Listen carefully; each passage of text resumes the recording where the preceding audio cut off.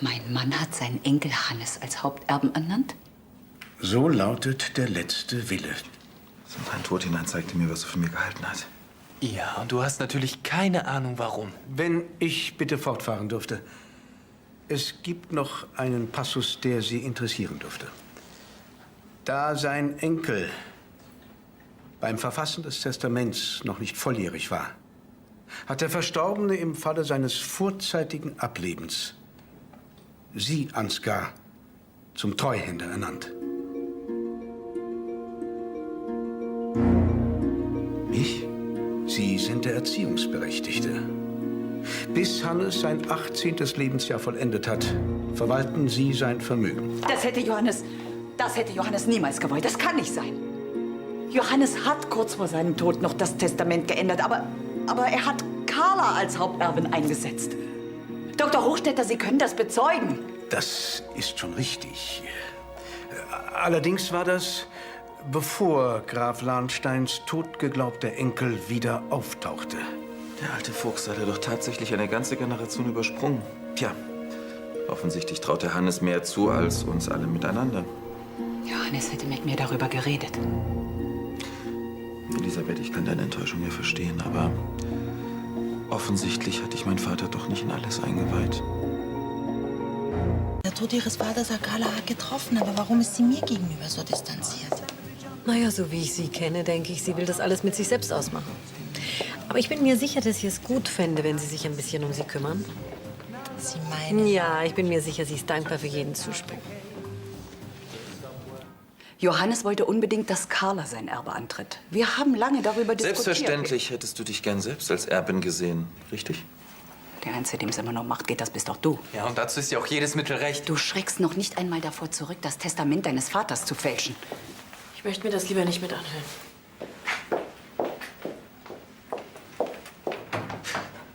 Und warum hätte ich mich da nicht gleich selbst als Haupterben eingesetzt? So plump bist selbst du nicht.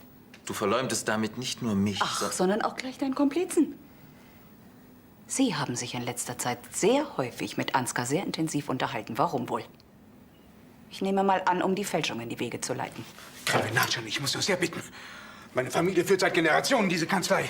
Aber sowas ist mir noch nicht untergekommen. Nochmal zum Mitschreiben. Dieser Mann hat unserer Familie jahrzehntelang gedient. Vater hat ihm vertraut. Dir ist es nicht nur egal, was dein Vater zu Lebzeiten wollte.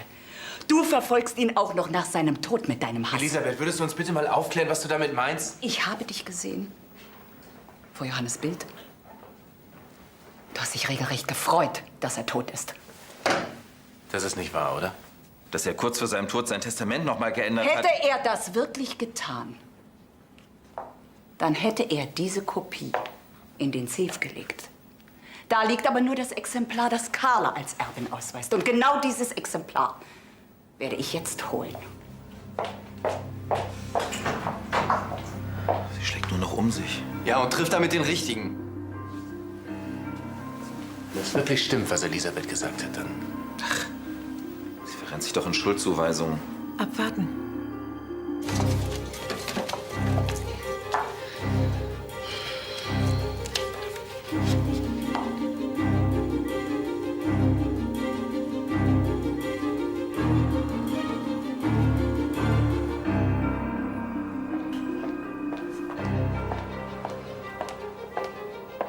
Wann hast du das vertauscht? Letzte Nacht? Heute Morgen? Ganz ruhig, Elisabeth. Wir wissen doch alle, wie schwer dich Vaters Tod getroffen Willst du hat. damit andeuten, ich könnte nicht mehr klar denken?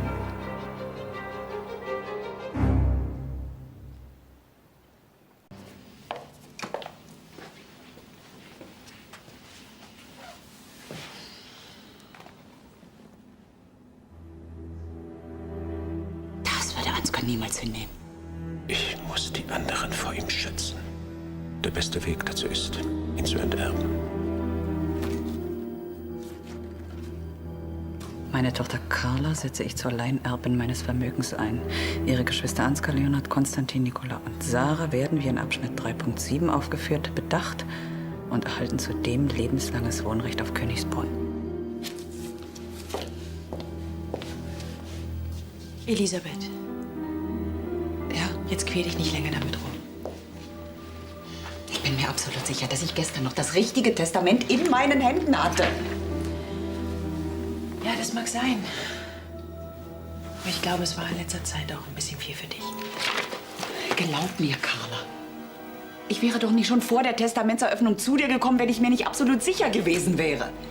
Das hier, das stammt niemals von Johannes. Und ich werde es beweisen, das bin ich ihm schuldig. It ain't no job, I was burning alive whenever you walked in the room. It happened so quickly, I was feeling so sickly, like a lover who lost his muse. The sharks in the tank are War gar nicht so leicht, euren Portier zu überreden, mich hereinzulassen. Aber sonst wäre es ja keine Überraschung gewesen.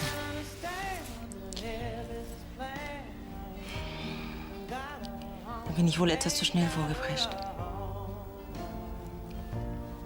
Dein Vater? Ich kann mir immer noch nicht vorstellen, dass ich ihn nicht mehr wiedersehen werde. Wenn du lieber alleine sein möchtest, dann...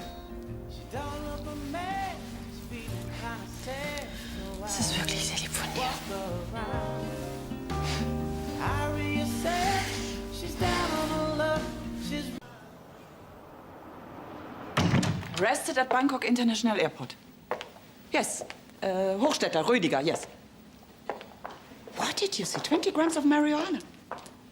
Yeah, thank you. Thank you, goodbye. Mit wem hast du gesprochen? Mit einem Mitarbeiter der thailändischen Botschaft. Wegen Ansgar. Wenn ich mehr weiß, dann sag ich's dir. Das Ergebnis aus dem forensischen Institut. Ich dachte, du willst ihn lieber selber öffnen. Damit kriegen wir Ansgar. Also, die schriftvergleichende Untersuchung der uns vorliegenden Schriftprobe hat ergeben, dass es sich zu 99,9% um eine Übereinstimmung handelt. Die Echtheit der Unterschrift zweifelsohne feststeht und eindeutig Johannes von Lahnstein zugewiesen werden kann. Dann sperrt sich Elisabeth also immer noch dagegen. Ja, aber wenn das der Wille eures Vaters war, dann muss sie das doch akzeptieren. Sie ist immer noch der Meinung, dass die Unterschrift gefälscht ist. Was denn sonst? Oder glaubt ihr wirklich, Johannes wollte Ansgar an der Firmenspitze? Nach allem, was der sich geleistet hat. Hannes hat alles geerbt, nicht Ansgar. Wo ist denn da der Unterschied? Elisabeth hat recht. Vater wollte Carla als Nachfolgerin. Was anderes kann ich mir nicht vorstellen. Aber die Fakten sprechen nun mal dagegen. Das interessiert mich nicht. Es muss eine Möglichkeit geben. Ich will, dass mein Sohn von Lahnstein heißt. Vollidiot. Bravo, Ansgar. Ich weiß zwar nicht wie, aber du hast es wieder einmal geschafft. Ja, freut mich, das aus deinem Munde zu hören. Oh, freu dich nicht so früh. Ich weiß, dass du Johannes Testament gefälscht hast. Und? Na, eine gewisse Intelligenz wollte ich dir nie absprechen, aber leider kommst du wie immer einen Ticken zu spät.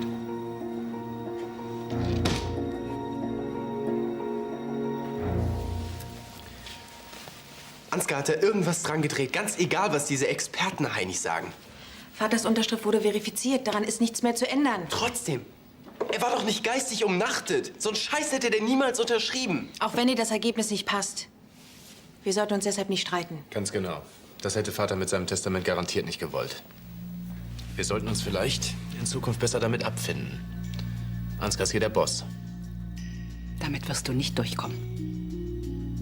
Ich werde den letzten Willen deines Vaters durchsetzen. Und wenn es das Letzte ist, was ich in meinem Leben tue.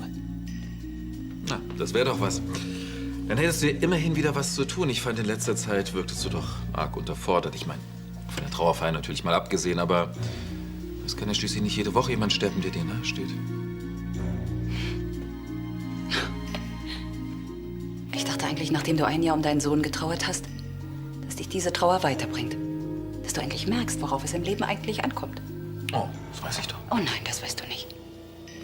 Du bist noch verbitterter geworden, weil du gemerkt hast, dass du deinen Vater nicht täuschen kannst. Von seinen Kindern warst du für ihn immer derjenige, dem man keine 5 Meter über den Weg trauen könnte. Auch wenn du Testamente fälschst, diese Wahrheit wirst du nicht ungeschehen machen. Bisher ist mir das doch ganz gut gelungen, oder? Ja, das glaubst doch nur du. Ich mach dich fertig, du Ratte. Verlass dich drauf.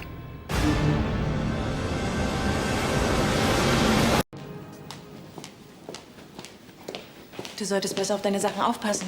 Das hätte teuer werden können. Vielleicht habe ich es auch extra liegen lassen. Anders kriegt man dich ja nicht mehr zu sehen. Ach, das ist doch nicht wahr. Schau mal, kann ich dich dafür begeistern? Goya im Prado? Eine fantastische Ausstellung. Außerdem würden dir ein paar Tage in Madrid bestimmt gut tun. Da könntest du allerdings recht haben. Soll ich 2 Flüge buchen? Für morgen früh? Morgen früh schon? Ja, warum eigentlich nicht? Ehrlich? Oh, damit hätte ich jetzt überhaupt nicht gerechnet. Schön. Ich melde mich dann bei dir. Tag, Frau von Landstedt. Guten Tag, Frau Felix. Warst du bei Ansgar? Ja, Elisabeth, wir müssen uns damit abfinden, dass er jetzt hier das Sagen hat. damit werde ich mich niemals abfinden. Das Testament ist eine Fälschung. Der Gutachter hat ausdrücklich bestätigt, dass die Unterschrift von Ansgar hat Johannes... sie gefälscht. Er hat es selbst zugegeben. Und ich habe auch eine ungefähre Ahnung, wie er den Notar dazu bewegt hat, bei der ganzen Aktion mitzuspielen. Ich muss es nur noch beweisen. Carla, Johannes hat dich zur Alleinerbin bestimmt. Er hat es mir selbst gesagt. Ich werde nicht eher Ruhe geben, bis du bekommst, was dir zusteht. Carla, hast du bei Hochstädter nichts erreicht? Im Gegenteil, er hat alles gestanden. Wollte mit ihm gerade zur Polizei, da kam Ansgar. Knickt der Feigling wieder ein. Ich kann mir das nicht vorstellen. Ich kann mir nicht vorstellen, dass die beiden das Testament gefälscht haben. Du glaubst mir nicht? Ich habe Herrn Dr. Hochstädter immer für einen integren Menschen gehalten, der sich nie auf sowas einlassen würde. Willst du damit sagen, dass ich lüge? Nein, natürlich nicht. Carla, warum sollte ich mir so etwas ausdenken? Ich hätte doch keinerlei persönlichen Vorteil davon. Alles, was ich will, ist, dass Johannes' letzter Wille erfüllt wird. Und nicht ausgerechnet Ansgar sein Erbe antritt. Du solltest die Firma übernehmen. Das hat sich Johannes ausdrücklich gewünscht. Aber die Unterschrift ist echt. Das hat der Gutachter ausdrücklich bestätigt. Du glaubst mir nicht. Gut, ich kann dich nicht dazu zwingen.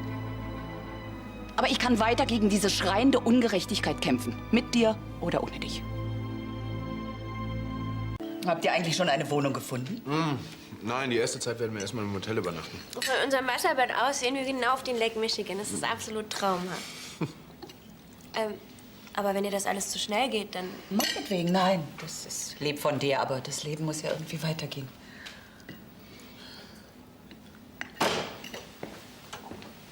Lasst euch nicht stören.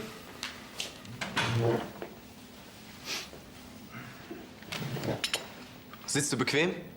Ja, danke, ich kann nicht klagen. Ansgar, warum setzt du dich nicht auf deinen Platz? Entschuldige mal, ich sitze auf meinem Platz. Vaters Tod ist mir genauso nahe gegangen wie euch, aber es bringt ja nun auch nichts, so zu tun, als würde er noch leben, nicht wahr? Ich habe übrigens gerade Sebastian eine Stelle in der Holding angeboten, in der Rechtsabteilung. Das hätte Vater auch getan. Und genau wie ihr will ich natürlich nur seinen letzten Willen respektieren. Und dir wäre ich sehr verbunden, wenn du mir dabei keine weiteren Steine in den Weg legst. Elisabeth hat recht. Vater hätte dir niemals sein Lebenswerk überlassen. Du hättest ihn fast umgebracht, um auf seinem Platz zu sitzen. Er hat mich als Haupterbin eingesetzt. Und ich werde dafür sorgen, dass sich sein Wille erfüllt.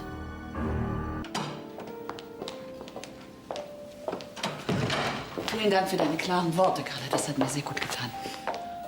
Der Moment, als Ansgar sich wie selbstverständlich auf Vaters Platz gesetzt hat, das war für mich wie ein Schlüsselreiz.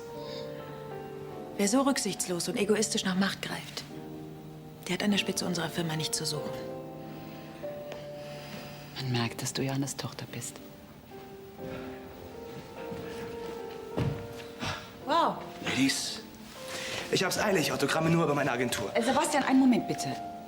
Sag mal, den Posten, den Ansgar dir angeboten hat, hast du den eigentlich schon angenommen? Nee, ich hab's erstmal offen gelassen. Warum? Ich habe von den Unregelmäßigkeiten bei Johannes Testament gehört und hielt's für nicht fair. Dir gegenüber. Ganz im Gegenteil. Du würdest Elisabeth und mir einen Riesengefallen tun, wenn du das Angebot annimmst. Du könntest Informationen für uns sammeln. Als Spion sozusagen. Du musst jetzt nicht zusagen. Ich habe einmal auf der falschen Seite gestanden. Das wird mir diesmal nicht passieren. Ich stehe euch zu Diensten.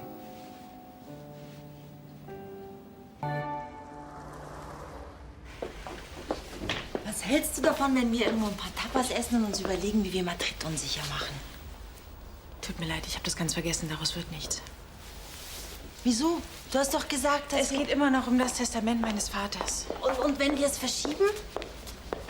Bis das alles geklärt ist, das dauert zu lange. Worum geht's denn? Du machst immer nur Andeutungen. Das willst du gar nicht wissen. Das ist viel zu kompliziert. Ach, Carla, alles blockst du ab. Ich weiß nicht, ob das mit uns beiden noch Sinn macht. Wenn du mich überhaupt nicht an dich ranlässt. Ja, ich weiß, dass ich dicht mache, aber ich kann nichts dagegen tun. Seit dein Vater gestorben ist, hat sich das noch verstärkt. Ich weiß. Warum hörst du mir gar nicht zu, wenn ich mit dir rede?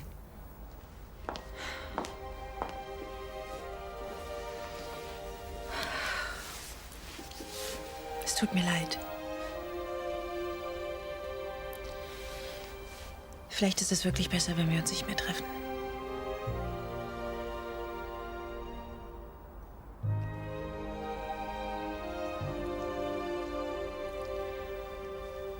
Ich wünsche dir alles Gute bei allem, was du tust. Das wünsche ich dir auch. Von ganzem Herzen.